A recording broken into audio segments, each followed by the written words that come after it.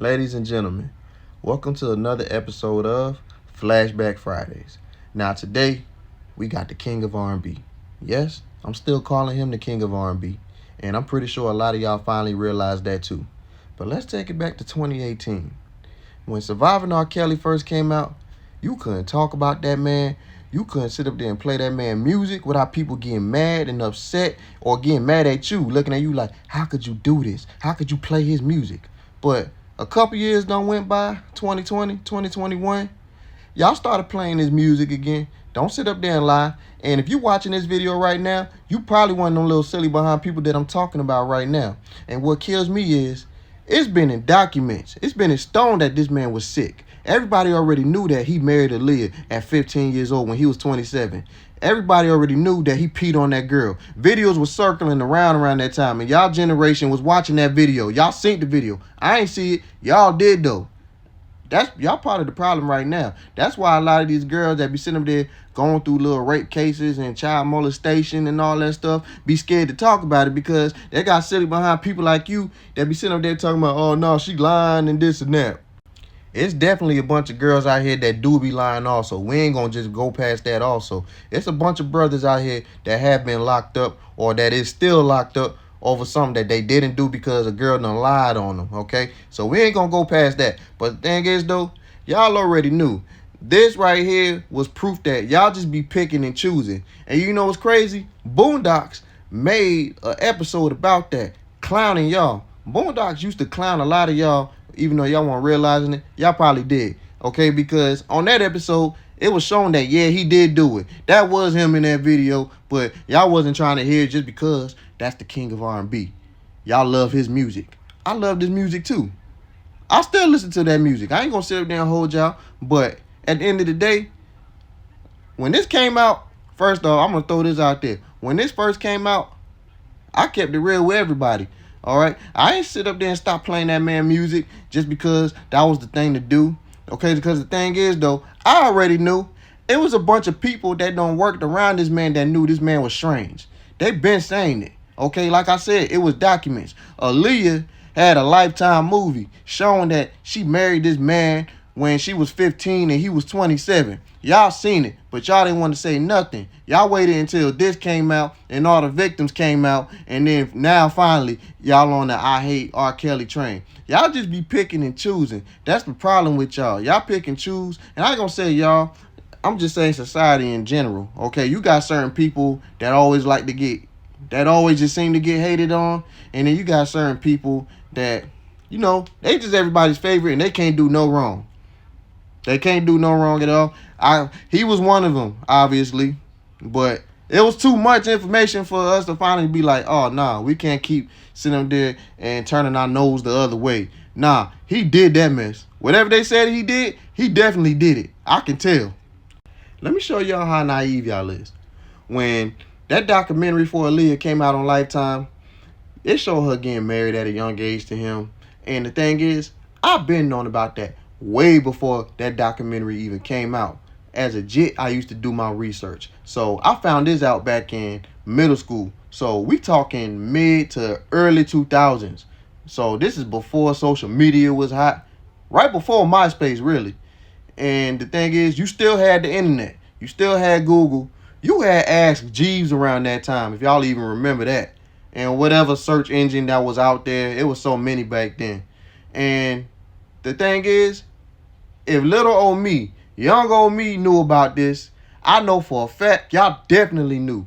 Okay, because y'all was living it. And even if y'all didn't find out on the internet, because y'all know how I found out? I found out through Wikipedia. A lot of folks don't like to use Wikipedia because they always used to say that you can edit that information, which was true. But the thing is, you can't do that no more. You got somebody that's running that website that they don't let you do that. And they not gonna let you put no false information on people's pages. They the ones that sit up there and put the information on people's pages, and it's way more legit now. A lot of it was legit, but you will have some tweaks here and there, but nah, all of it's legit now.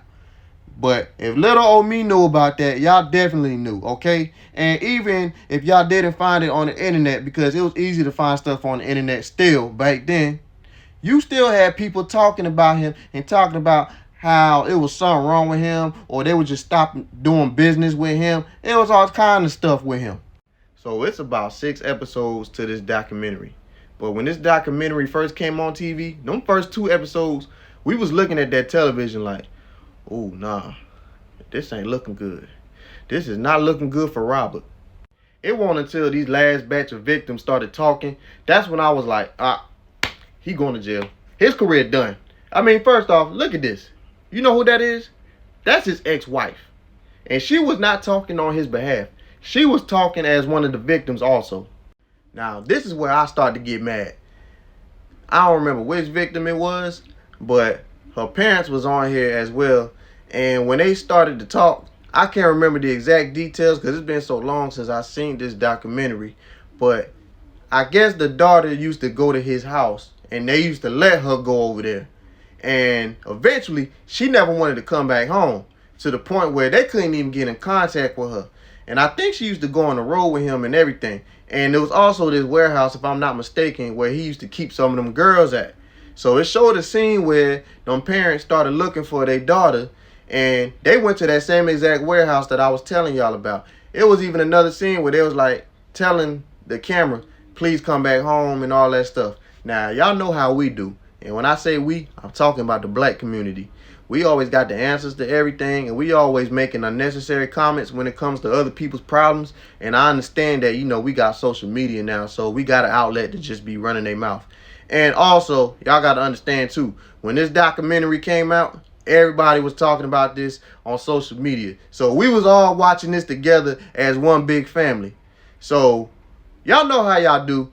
Well, you better than me. Or she dumb. They dumb. Why would they do that? I wish she would have tried me like that. Man, see, he already know not to play with me like that. Or if I would have did this, or if that was me, I would have did this. I would have did that. Y'all know how y'all do. Always talking about y'all would have did this and that. Trying to make somebody feel bad and stuff like that.